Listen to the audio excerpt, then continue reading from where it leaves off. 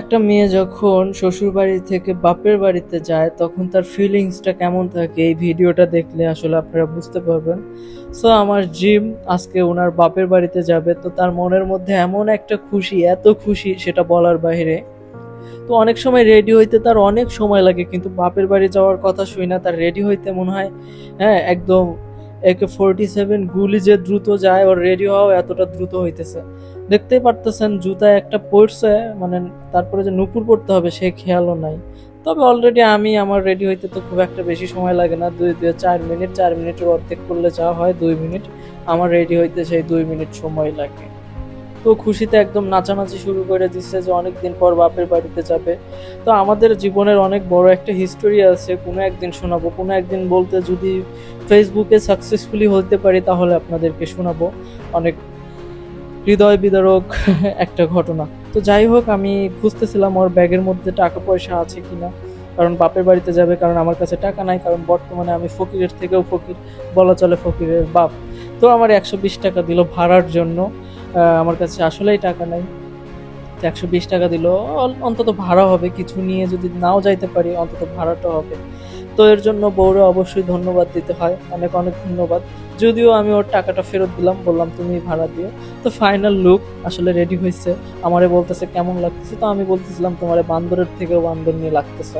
তো এই শুনে ও হাসতেছিল আর কি, আর মনে মনে রাখতেও ছিল, ওই বলতেছে তাড়াতাড়ি বের হও, তাড়াতাড়ি বের হও। তো আমারে থুয়েই আসলে যাইতেছিল অনেক আগে, আমি অনেক পিছে, মানে আজকে হাঁটার স্পিড এত বাড়ছে ভাই সেটা বলার বাইরে।